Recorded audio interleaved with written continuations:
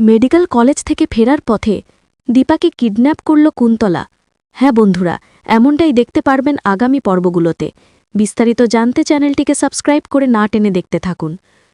সুদীপার সিদ্ধান্ত নিয়েছে সে এই বাড়িতে আর থাকবে না, তাই তো সেইবার ব্যাগপত্র নিয়ে বেরিয়ে পড়ে। বড়মা তখন সুদীপাকে উদ্দেশ্য করে বলে, যদি তুমি একবার এই বাড়ি থেকে চলে যাও তাহলে তুমি আর এই বাড়িতে প্রবেশ করতে পারবে না। এ কথা শুনে সুদীপা তো ভীষণ চমকে ওঠে।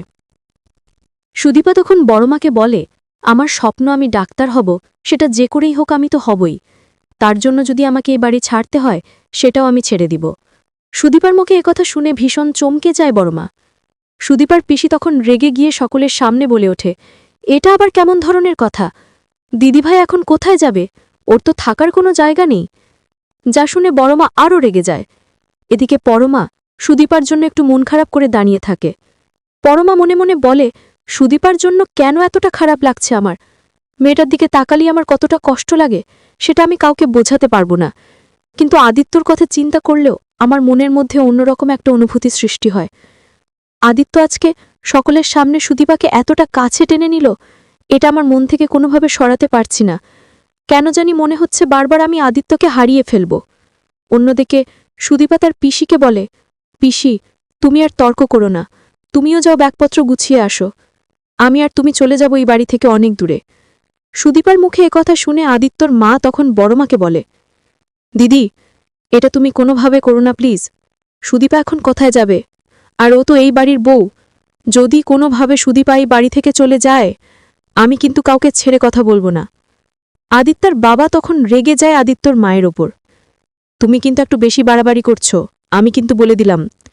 যেখানে তোমার থাকার জায়গা নেই তুমি আরেকজনকে রাখার চেষ্টা করছো। বেশি বেশি কোলে না তোমাকেও ঘাড় ধাক্কা দিয়ে বাপের বাড়ি পাঠিয়ে দেব। বড়মা তখন আদিত্যর বাবাকে বলে, হয়েছে হয়েছে, থাক, এসব কিছু নিয়ে আর বলতে হবে না। আদিত্যর মা তখন কান্না করে আদিত্যর বাবাকে বলে, বাবার বাড়ি থাকলে কবে চলে যেতাম, এত অপমান সহ্য করতাম না। আর এই বাড়িতে তো আমারও অধিকার রয়েছে। বড়মা তখন বলে, বেশি অধিকার ফলাতে যেও না, তাহলে শেষ হয়ে যাবে। কিছুক্ষণ পর দেখা যায় সেখানে চলে আসে কুন্তলা। কুন্তলাকে দেখে বড়মা ও আদিত্যর বাবা ভীষণই খুশি হয়ে যায় এবং বলে, মা আপনি এসেছেন, আমাদেরকে রক্ষা করুন মা। কুন্তলা তখন বলে, আমি তো এসেছি তোদেরকে রক্ষা করার জন্য রে মা। আমি খুব ভালো করে দেখতে পারছি এই বাড়িতে ঘোর অমঙ্গল আসতে চলছে। অমঙ্গলকে এই বাড়ি থেকে তাড়িয়ে দিতে হবে, তবে তো মঙ্গল হবে। আদিত্যর বাবা তখন কুন্তলার সঙ্গে আলাদা কথা বলতে থাকে। আদিত্যর বাবা কুন্তলাকে বলে, আপনিও সুদীপাকে এই বাড়ি থেকে তাড়িয়ে দেওয়ার ব্যবস্থা করুন তাড়াতাড়ি। কুন্তলা তখন সকলের সামনে বলে ওঠে, বাড়িতে যা দেখতে পারছি তোর এই ছোট বউ এই বাড়ির জন্য মঙ্গল নয়। যত তাড়াতাড়ি সম্ভব এই বাড়ি থেকে তাকে তাড়িয়ে দিতে হবে। আদিত্য তখন কুন্তলাকে বলে ওঠে, আপনি কাকে তাড়িয়ে দেওয়ার কথা বলছেন? বিয়েটা কি আপনি করেছেন না আমি করেছি? যদি সুদীপা এই বাড়ি থেকে চলে যেতেই হয় তাহলে আমিও চলে যাব।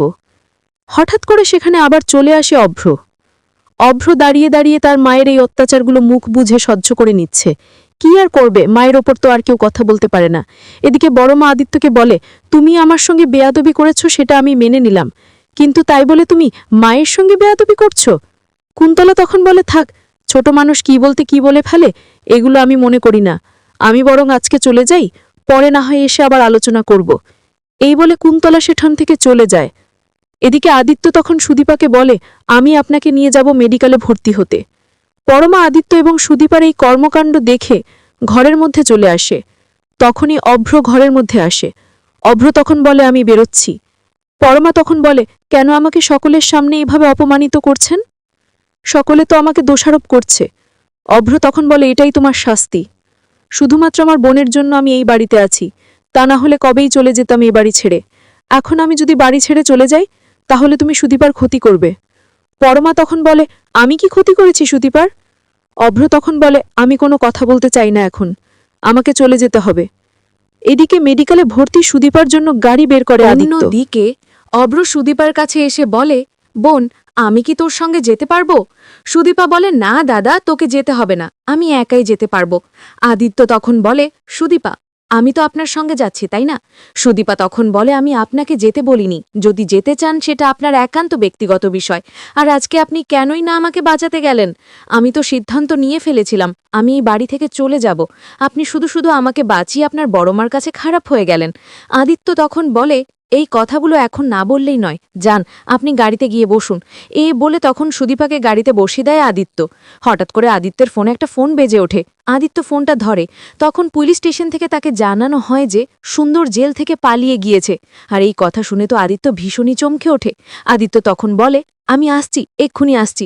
ফোন রেখে আদিত্য চিন্তা করতে থাকে, এখন যদি এই খবরটা সুদীপা জানতে পারে আমার প্রতি তার আরও রাগ সৃষ্টি হবে।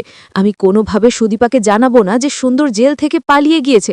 অন্যদিকে কুন্তলা বাইরে দাঁড়িয়ে দাঁড়িয়ে ভাবছে, আমি তো কোনোভাবে সুদীপাকে বাড়ির বাইরে বের করতে পারলাম না, কিন্তু আমাকে তো বসে থাকলে চলবে না, আমাকে কিছু একটা করতে হবে। হঠাৎ করে কুন্তলার সমস্ত কথা আড়াল থেকে শুনে ফেলে রূপা।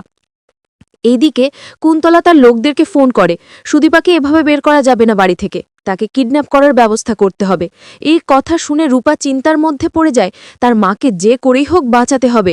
অন্যদিকে আদিত্য যখন দেরি করে গাড়িতে ওঠে, তখন আদিত্যকে সুদীপা প্রশ্ন করে, কি ব্যাপার, আপনাকে একটু অন্যরকম দেখাচ্ছে, কিছু কি হয়েছে নাকি? আদিত্য তখন বলে, না তেমন কিছু হয়নি, ওই আর কি, অফিস থেকে একটু ফোন করেছিল। যাই হোক, আমার কথা বাদ দিন, মেডিকেলের থেকে সমস্ত কাগজপত্রগুলো নিয়েছেন তো? সুদীপা বলে, হ্যাঁ আমি সমস্ত কাগজপত্র নিয়ে ফেলেছি। মেডিকেল কলেজে পৌঁছানোর পর সুদীপা আদিত্যতে বলে, আপনি বরং এবার অফিসে চলে যান, আমি নিজেই ভর্তি হতে পারবো, তারপর নিজেই বাড়িতে পৌঁছে যাব। আদিত্য তখন বলে, আপনি পারবেন তো? শিওর। সুদীপা তখন বলে, হ্যাঁ আমি একা পারবো। আদিত্য সুদীপাকে মেডিকেল কলেজে রেখে তার অফিসের মধ্যে চলে যায়। এদিকে সুদীপা মেডিকেল কলেজে ভর্তি হতে চলে যায়। প্রায় সন্ধে হয়ে যায় তার ভর্তি হতে হতে।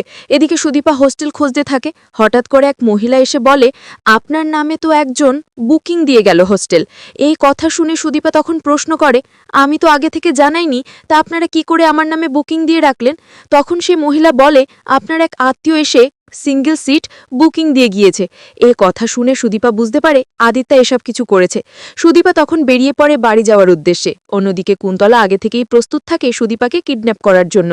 এইদিকে সুদীপা যখনই রাস্তা দিয়ে হাঁটতে শুরু করে, তখন কিছু গুন্ডা এসে তাকে ঘিরে ধরে। সুদীপা তখন বলে, কে আপনারা, কেন আমাকে এভাবে ঘিরে ধরেছেন, আমি তো আপনাদের চিনতে পারলাম না।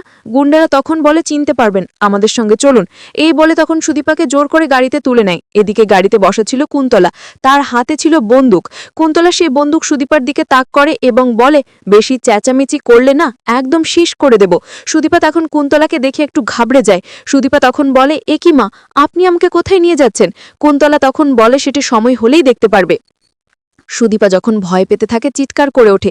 অন্যদিকে বাড়িতে বড় মা সকলের সঙ্গে আবার রাগারাগি করতে থাকে, সুদীপার জন্য আমাকে এতগুলো কথা শুনতে হলো আদিত্যের কাছে, তার মধ্যে মা আমাদের ওপর রাগ করে বাড়ি থেকে চলে গিয়েছে। এই মেয়েটা আসার পর থেকে আমাদের পরিবারের ঝড় নেমে এসেছে। তখনই আবার আদিত্যের মা বলে, দিদি এমন কথা বলবেন না, সুদীপা আছে বলেই অনেক বিপদ থেকে আমরা রক্ষা পাচ্ছি। বড় মা তখন বলে, এসব আমাকে বলতে হবে না, সব আমি বুঝি।